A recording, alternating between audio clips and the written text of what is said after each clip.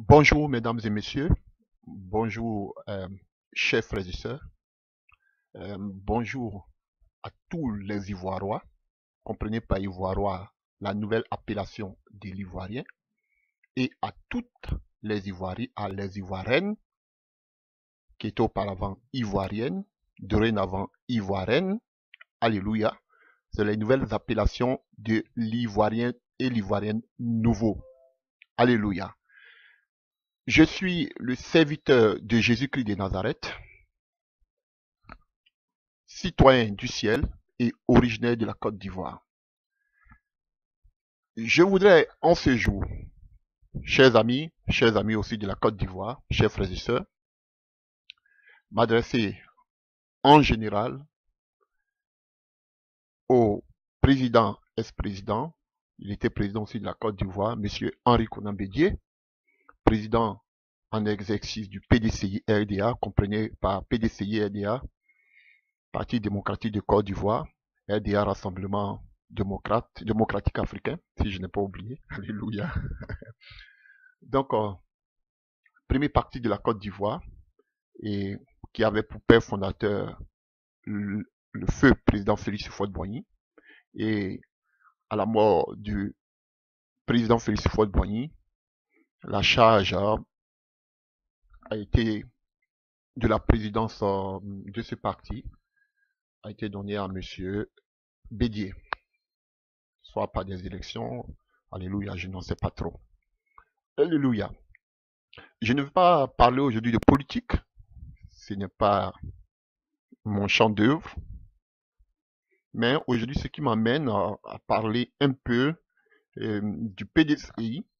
Je suis serviteur de Dieu, c'est compte tenu de ce que Dieu dans sa grâce me montre par rapport au PDCI.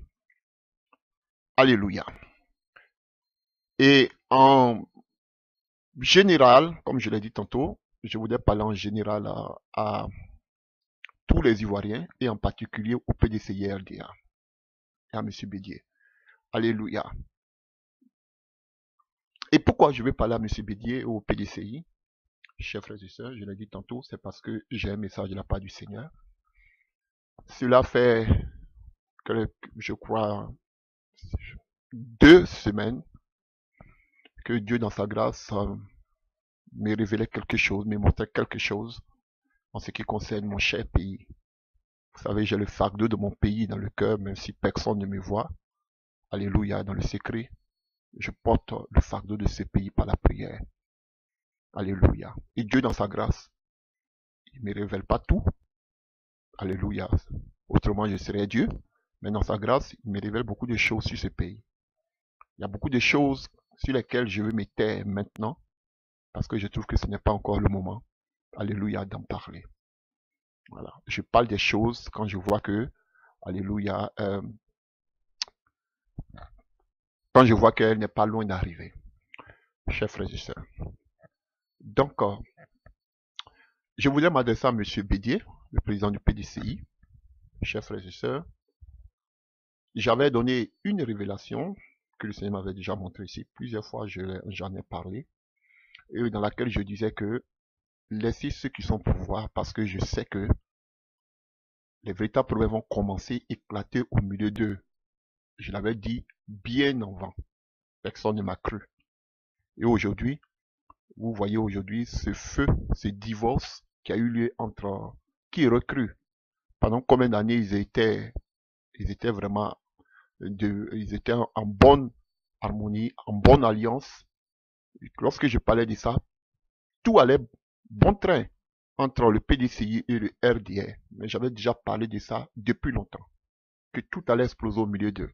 Et c'est ce qu'aujourd'hui nous voyons.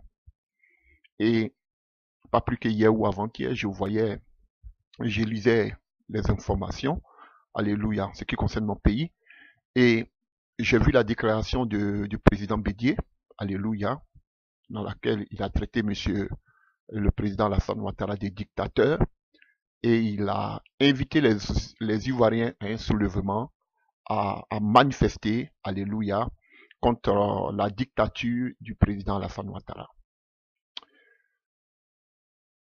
Ceci étant, je voudrais dire ce que le Seigneur me révèle, principalement à M. Bédier et au PDCI RDA.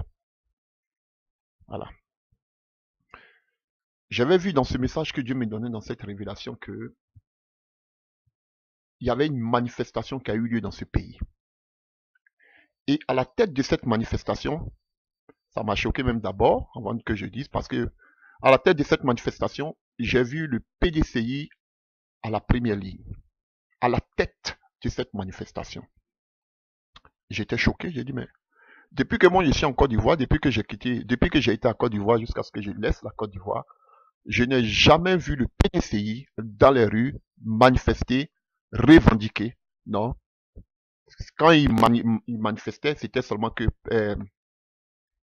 des manifestations de soutien. C'est ce que nous avons connu du PDCI. Mais manifester pour revendiquer, moi, en tout cas, peut-être que je me trompe, je n'ai jamais vu le PDCI le faire. Donc, dans cette vision que Dieu me montre, je vois des jeunes PDCI parce que je pouvais les reconnaître par leur accoutrement. Alléluia. Ils étaient tous en uniforme dans les couleurs vert et blanc avec la carte de la Côte d'Ivoire. Alléluia. Je pouvais bien les reconnaître. Des jeunes de ce parti, du plus vieux parti de la Côte d'Ivoire, le PDCI, qu'ils étaient en tête de cette manifestation. Mais ils n'étaient pas les seuls parce que je me dis que aussi l'EDS, alléluia, était aussi, alléluia, de la partie. Pourquoi? Parce que j'ai vu le président de la jeunesse de EDS, alléluia, c'est quoi Justin, je l'ai bien reconnu, qui était aussi dans de cette manifestation. Et pour ceux qui ne connaissent pas, qui ne savent pas ce que c'est que EDS, si je peux le dire, c'est une plateforme ou bien un ensemble, alléluia, de partis, si je peux le dire ainsi, de partis d'opposition qui se sont mis ensemble, qui ont créé une plateforme. Alléluia. Donc, le président de la jeunesse, M. Kouajustin, et je l'ai vu aussi dans cette marche, c'était clair, frère. Dieu fait les choses avec exactitude. Mais ce qui était en ligne de mire, ce qui était à la première tête, alléluia, ce qui était à la tête de cette manifestation, c'était les gens du PDCI. Et là, du coup, humainement, je me dis, bon, cela est vraiment, c'est impossible. Pourquoi? Pas impossible parce que je n'ai jamais vu le PDCI manifester dans ce pays. Alléluia. Mais Dieu sait pourquoi il le dit. Et aujourd'hui, je bénis le Seigneur de ce que vraiment je prie par sa grâce, un Dieu véritable. Le créateur des cieux et de la terre, Jésus-Christ de Nazareth, chers frères et sœurs, parce qu'aujourd'hui, c'est le même Dieu qui m'a révélé qu'il y aurait au milieu de ce parti qu'on appelle de cette alliance au pouvoir, une scission, une division. Aujourd'hui, c'est le même Dieu qui me révèle aujourd'hui et qu'on appelle cette marche. Et en entendant, quand j'écoute M. Bédier, qui aurait cru, pendant la crise post-électorale, on voyait M. Bédier, main dans la main, comme le président Alassane aimait amicalement l'appeler mon grand frère, être qu'on appelle au golf, tout ça, et qu'on voit aujourd'hui qu'il y a le divorce, vraiment, chers frères et sœurs, c'est que notre Dieu est fort et puissant. Pas de ce qu'ils se sont divisés, mais de ce que Dieu révèle les choses vraiment cachées. Chers frères et sœurs. Donc, je voudrais interpeller Monsieur le Président du parti du PDCI-RDA. En ce qui concerne, alléluia, ce qui arrive à son parti. Je regarde l'actualité de mon pays. Je vois tous les tracas, alléluia, tous les embûches juridiques, alléluia, tous ces problèmes de justice que le PDCI est en train de traverser dans ce sale temps que le PDCI est en train de traverser. Je vois les informations de mon pays. Alléluia. Et depuis que ce parti a été créé, ce sont des choses que nous n'avons jamais vues. Nous avons connu qu'on appelle la scission aussi du FPI. Nous l'avons vu avec Afi-N'Guessan et Sangaré. Mais jusqu'à arriver au PDCI, avec aujourd'hui Adjoumani, qui a créé aussi une branche des zoufouettistes. Alléluia. Et qui dit même qu'après le 15, après les élections municipales, il veut organiser une assemblée générale pour que le président Bédier, non seulement pas qu'il soit dissous, mais c'est-à-dire il va être toujours le président, mais il va rien contrôler. Alléluia. Donc, on voit qu'à l'horizon, quelque chose se prépare. Chers frères et sœurs. Et ce que le Seigneur me montrait dans cette vision, c'est que, comme je disais tantôt, il y avait une grande manifestation qui était organisée par le PDCI. Et je voyais plus la jeunesse du PDCI. Et je voyais aussi quoi, Justin, donc je me dis que EDS, il faisait partie. Donc je voyais une grande manifestation et au devant, c'était la jeunesse PDCI. Alléluia. Mais c'est quelque chose, alléluia, que je vais déconseiller au président Bédié. Qu'il cherche une autre porte de sortie.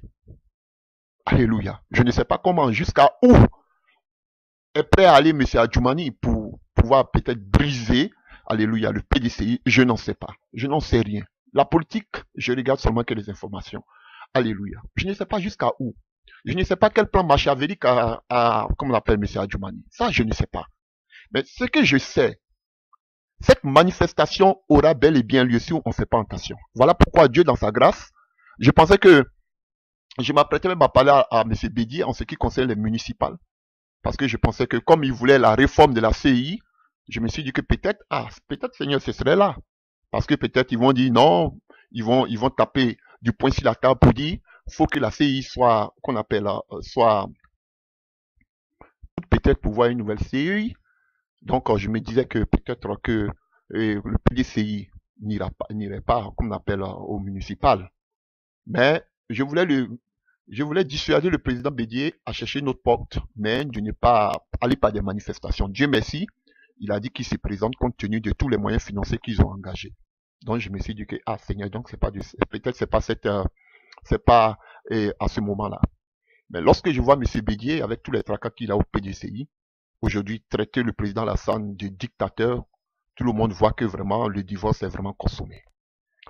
Donc chers frères et sœurs du PDCI, à monsieur le premier responsable du PDCI, à l'ex-président monsieur Bédier, s'il vous plaît, je vous en supplie, à genoux, je vous en supplie, parce que c'est que j'ai vu, vous allez organiser une manifestation pour revendiquer, je ne sais pas ce que vous étiez en train de revendiquer, mais je voyais les jeunes du PDCI, parce que je le voyais clair, avec des chemises, des uniformes du PDCI, et je vois aussi quoi Justin, donc je me suis dit que EDSI faisait partie, alléluia, je ne sais pas ce que vous étiez en train de revendiquer, alléluia, voilà, si c'est la recomposition de la CI, ou bien si c'est par rapport à la dissolution peut-être du PDCI, je n'en sais rien, mais j'ai vu les gens, la jeunesse du PDCI dans les rues, et pourquoi je vais vous dissuader de le faire? Parce que vous pensez qu'en utilisant cette manière ou cette stratégie, vous allez peut-être pousser, comme on appelle, pousser le gouvernement à revoir leur plan ou à répondre à vos exigences. Mais détrompez-vous, parce que ce que j'ai vu, c'est le contraire. Voilà la raison pour laquelle j'appelle. J'ai vu plusieurs manifestations organisées par EDS, par tous ces mouvements. Chers frères et sœurs, mais ce que j'ai vu par rapport à la manifestation, pourquoi aujourd'hui j'interpelle? Parce que j'ai vu le PDCI qui était au devant de cette manifestation, surtout la jeunesse du PDCI. Je vais vous dire quelque chose. Ce serait l'erreur la plus grave lorsque vous allez descendre dans les rues pour manifester. Parce que le gouvernement en place n'attend que ça. N'attend que ça. J'en parlerai de cela dans la deuxième partie. Il y a beaucoup de choses sur lesquelles je vais me taire pour le moment. Parce que lorsqu'on parle, les gens pensent que c'est parce qu'on veut créer, qu'on appelle la psychose, la peur dans le cœur des Ivoirois et des Ivoiriennes. Non, ce n'est pas ça. On parle parce que Dieu nous donne cette charge de le faire et parce qu'on aime cette patrie. Alléluia. Et ce que j'ai vu, c'est que au lieu d'accepter vos revendications, j'ai vu l'armée dans les rues. Je voyais des balles à balles réelles. Je voyais des balles réelles qui sifflaient partout. Quand je dis qu'ils sifflaient, comprenez-moi. Ça veut dire qu'ils ont tiré sur ces jeunesses à balles réelles. Je voyais le corps des gens, des jeunes gens qui gisaient, qui étaient couchés dans les rues. Je ne sais pas où vous avez marché, mais je vous voyais dehors. Je voyais ces jeunes du PDCI avec qu'on appelle l'uniforme du PDCI couchés dans les rues. je les voyais morts parce qu'ils avaient été tués à balles réelles. Je vous dis la vérité. Et comme je fais partie de la Côte d'Ivoire, c'est comme si moi-même aussi, je faisais partie, j'étais comme si j'étais couché et je voyais les balles qui passaient au devant de moi. Et je voyais beaucoup de jeunes du PDCI qui étaient couchés parce qu'ils avaient été atteints par de vraies balles. C'était la psychose partout. C'était, tout le monde était apeuré. Voilà. Donc, je me suis dit, waouh, mais qu'est-ce qui va arriver? Rien à voir avec ce qui arrive en 2020. Mais c'était une manifestation organisée par le PDCI. Et je sais qu'actuellement, le PDCI a beaucoup de problèmes, alléluia, parce qu'ils ont refusé tout simplement de faire partie du RHDP. Donc aujourd'hui, ils sont victimes. Je ne veux pas, ça c'est les politiques politiciennes, je ne vais pas m'en mêler, alléluia, mais ils sont victimes aujourd'hui de beaucoup de problèmes judiciaires. Alléluia. Voilà. Jusqu'à aller, nous, on n'a jamais vu ça, jusqu'à ce qu'il y ait une scission aujourd'hui au niveau du PDCI. Comme ça s'est fait déjà dans d'autres partis comme le FPI. Donc je ne sais pas jusqu'à où Adjoumani, où le PDCI sont prêts à arriver. Je ne sais pas. Mais ce que je sais, c'est que j'ai vu une manifestation organisée par le PDCI et de surcroît la jeunesse du PDCI. Alléluia. Parce que je voyais aussi le président des jeunes de EDS qui était dedans aussi, quoi, Justin, et je les voyais. Et j'ai vu beaucoup de jeunes du PDCI qui ont été tués à balles réelles.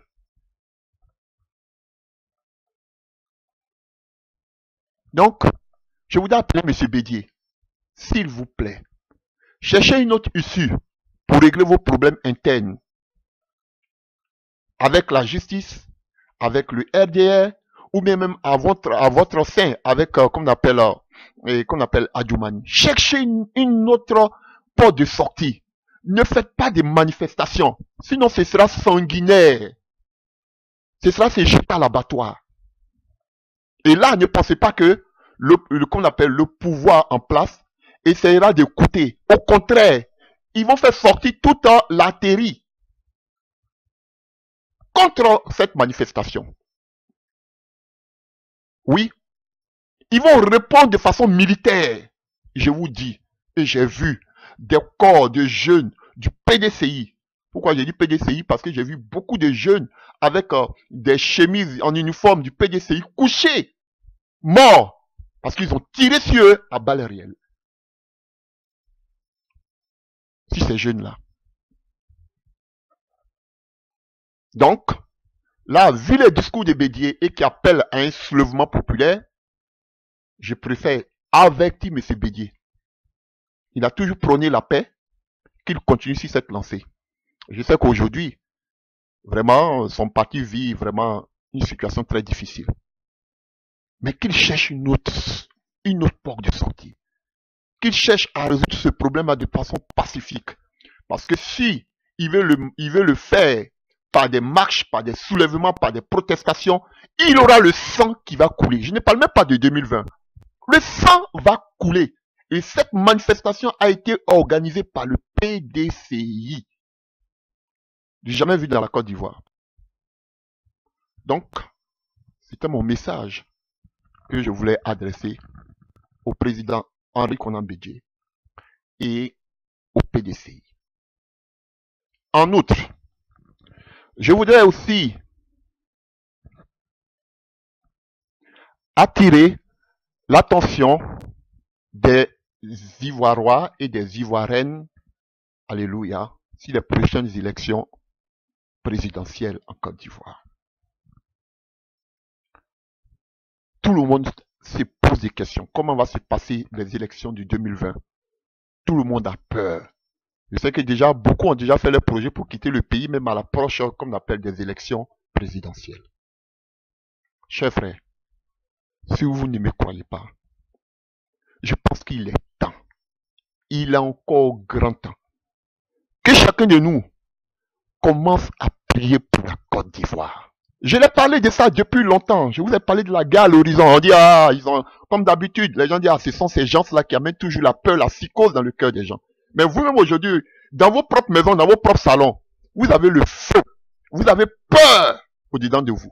Parce que vous savez que ce qui arrive en 2020, parce que vous n'avez même pas pensé un seul instant que Bédié pouvait se séparer de qu'on appelle d'Alassane Ouattara. Personne d'entre vous. On a toujours regardé à Soro, mais personne ne pensait que Bédié pouvait laisser les choses à Alassane. Aujourd'hui, c'est fait. Et tout le monde maintenant commence à avoir peur.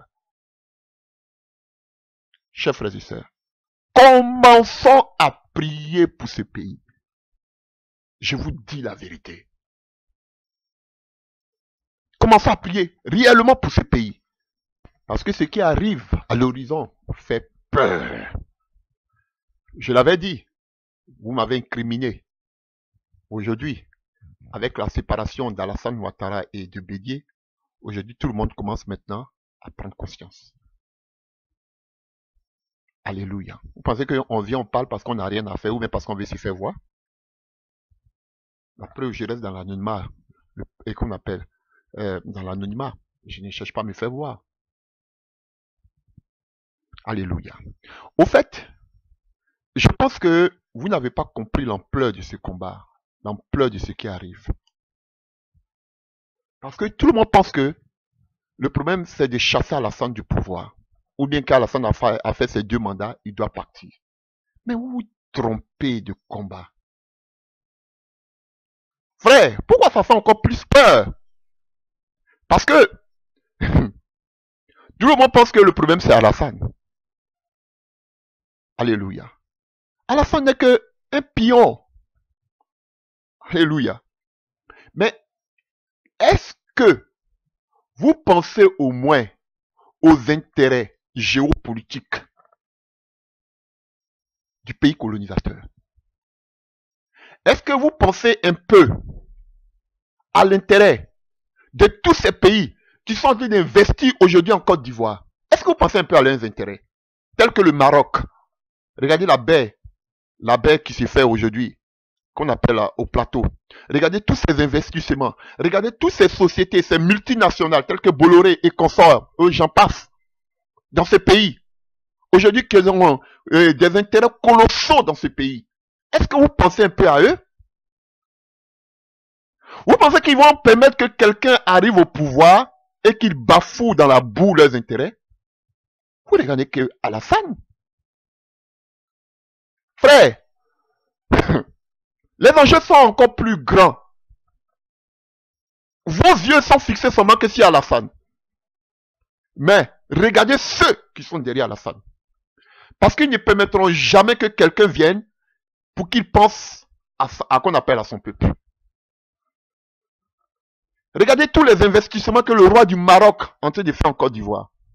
Pensez-vous que quelqu'un va venir pour dire que, alléluia, ils permettront que quelqu'un se mette au pouvoir, alléluia, et tous les intérêts?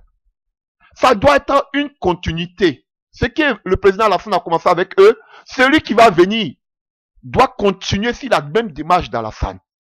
Chers frères et sœurs. Et là, dans ce marigot politique, il cherche quelqu'un qui a la même vision qu'Alassane. Alléluia. Quelqu'un qui est ouvert sur qu'on appelle les intérêts des Occidentaux. Chers frères et sœurs. Et autres. Donc, ne pensez pas que c'est une mince affaire. Ne pensez pas que les élections qui arrivent, c'est une histoire de chasser Alassane du pouvoir. Non! Les plus gros pions sont dans le noir. Les multinationales sont dans les noirs. Les forces occultes ésotériques, telles que la franc-maçonnerie, les Illuminati sont dans le noir, parce que la Côte d'Ivoire est une place géopolitique pour l'Afrique subsaharienne. Vous devez y penser. Alléluia. Celui qui doit apprendre la place d'Alassane, chers frères et sœurs, doit penser comme Alassane, pour l'intérêt des Occidentaux et des autres nations, des autres présidents, des autres rois, tels que le roi du Maroc. Sinon, ça ne passera pas. Je ne vais pas polémiquer sur la candidature de certaines personnes parce que je n'ai pas de preuves. Mais je crois à la parole du président Alassane Ouattara qui dit que oui, il ne va pas se représenter en 2020. Frère, je ne doute pas de sa bonne foi, mais je vous dis, Soyez vigilants et ayez le discernement. Dire que je ne me représenterai pas en 2020 ne veut pas dire que on ne peut pas rester au pouvoir par un autre moyen. Prions même pour qu'on puisse arriver d'abord même aux élections de 2020. Chers frères et sœurs, il est temps, plus que temps, de commencer à fléchir les genoux pour prier pour ce pays. Parce que ce qui arrive fait peur. Je vous dis la vérité. Ce qui arrive fait peur. Parce que, pensez-vous que, bon, j'appelle le gouvernement, j'appelle plus maintenant le RDR, j'appelle le RHDP. Pensez-vous que le RHDP va vous céder aussi facilement son fauteuil au nom de ce que vous avez gagné les élections en 2020? Ça, je parle seulement du RHDP. Sans penser maintenant des pays colonisateurs, du pays colonisateur, et sans penser des intérêts maintenant des occidentaux, de tout, comme on appelle, des multinationales. Ce sont eux qui placent les pions. Frère, et si vous voulez la libération de la Côte d'Ivoire, alléluia, en particulier, et de l'Afrique en général, chers frères et sœurs, nous avons un seul, bon, j'ai pas d'ennemi, un seul adversaire, ce sont les puissances occidentales. Ce sont ceux qui tirent les ficelles. Alléluia. Parce qu'à la fin d'aujourd'hui, il fait tout le travail des occidentaux. Donc, ils ont beaucoup d'intérêt, chers frères et sœurs. Donc, ne pensez pas que, oui, le président a dit qu'il ne va pas se représenter en 2020. Voilà, donc on voit déjà qui sera le prochain président doit faire l'affaire des multinationales. Alléluia. Et s'ils ne voient pas dans ce marigot de la politique ivoirienne quelqu'un qui pense comme Alassane, sachez qu'ils vont vous imposer quelqu'un, alléluia, après Alassane, ou bien même Alassane va rester là pour continuer. C'est comme ça que vous devez voir les choses, chers frères et sœurs. Je ne veux pas trop me prononcer. Je vois beaucoup de choses par la grâce de Dieu, mais je m'étais là-dessus. Parce que moi aussi, ma vie est en danger. Chers frères et sœurs, je vous dis la vérité. Il est temps que vous commenciez à prier pour ce pays. Parce que tout le monde pense que, après le départ d'Alassane en 2020, oh, cette Côte d'Ivoire va être restaurée, va être prospérée, va aller, qu'on appelle sur du bon rail. Chers frères et sœurs, mais vous avez un gros adversaire. Ce n'est pas Alassane. Ce n'est pas Alassane. Chers frères et sœurs, voilà pourquoi c'est bon de prier, mais c'est bon aussi de prendre conscience. Prenez conscience. Et c'est le moment que chaque Ivoirois, chaque Ivoirienne commence à se réconcilier avec son Dieu. Je vous dis la vérité. C'est le moment maintenant de donner votre vie à Jésus. Parce que ce qui va arriver là, si tu tombes dedans que tu n'es pas chrétien, tu vas aller en enfer. Je te dis la vérité.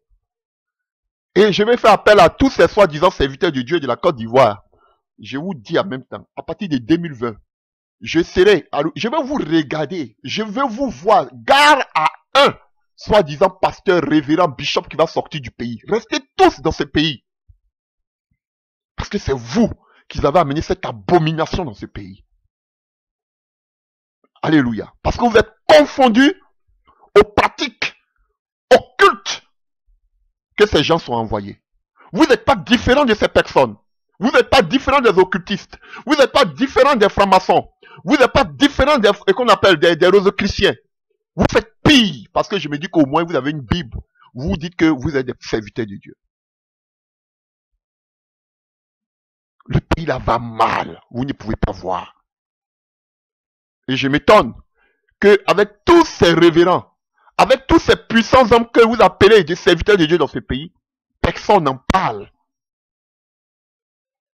Alléluia. Je vous dis, quand je parlais, tous ces soi-disant serviteurs de Dieu disaient, voici des gens qui veulent toujours, ils ont toujours parlé, ils ont même la psychose. Parce que vous voyez que tout allait bien. Mais aujourd'hui, depuis que vous avez vu que Bédié a laissé Alassane, chacun commence maintenant à se poser des questions. Ce qui arrive, ce sera difficile. Commençons à nous réconcilier avec Dieu. Commençons nous-mêmes à nous pardonner. Commençons à nous aimer. Parce que là où on est arrivé, vous pensez que quoi? En autant quelque chose avec la main gauche, mais ils vont reprendre en bas avec la main droite. Ce n'est qu'un jeu. Quand on vous dit qu'on ne se représentera pas en 2020, mes frères, ne pensez pas qu'ils vont laisser ce pouvoir aussi facilement. Je vous en prie, ouvrez les yeux. Peuple de la Côte d'Ivoire. On vous appelle des Ivoiriens. Voilà pourquoi même je dis que je veux que ce soit un projet de loi. Pour que, comme eux-mêmes ils ont dit, qu'on parle de l'Ivoirien nouveau. Voilà pourquoi je vais vous donner aussi une nouvelle appellation à l'Ivoirien, qu'on appelle Ivoirois. Vous êtes des rois et nous, ce sont des reines. Je vous en supplie, réconciliez-vous avec Jésus. Je vous en supplie, commencez à confesser vos iniquités, abandonnez le fétichisme et l'occultisme. Abandonnez la plaisanterie, parce que ce qui arrive, vous n'avez seulement que les larmes pour pleurer, les yeux pour pleurer. Alléluia. La libération des prisonniers, tout le monde s'en réjouit. Mais je vous dis que ce n'est qu'une façade. Frère, préparez-vous, pas en mettant des vives, mais préparez-vous en vous réconciliant avec votre Dieu. Jésus-Christ de Nazareth. Je ne veux pas donner trop de détails. Mais pour vous dire que, alléluia, la France n'a pas encore dit son dernier mot. Alléluia. Les multinationales n'ont pas encore dit leur dernier mot. Ne pensez pas qu'un président va venir comme ça et puis tout arrêter pour dire voilà, on redistribue les cartes. Non. Les multinationales veulent que ce qui Alassane continue à commencer, que le successeur continue. S'ils n'ont pas trouvé de successeur qui pensent comme Alassane, ils vont le laisser au pouvoir. Je vous dis. Il y a ce que la bouche, la parole dit, et il y a ce que il y a les actes qui sont posés. Frères et sœurs, comprenez au moins ce que je vais dire. Prions d'abord. Prions même que nous puissions arriver aux élections de 2020. Prions.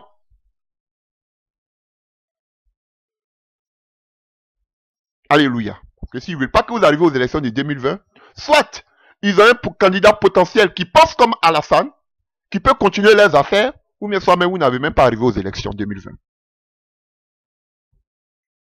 Sur ce, je voudrais m'arrêter là. Voilà. Je ne veux pas trop donner trop de détails. Je vous aime. J'aime tous les Ivoiriens. Chers frères et sœurs, il est temps de nous aimer. Alléluia. Vous voulez une véritable réconciliation? Personne ne peut faire une véritable réconciliation si ce n'est que ceux-mêmes qui ont subi, alléluia, les qu'on appelle les effets négatifs de cette sale guerre.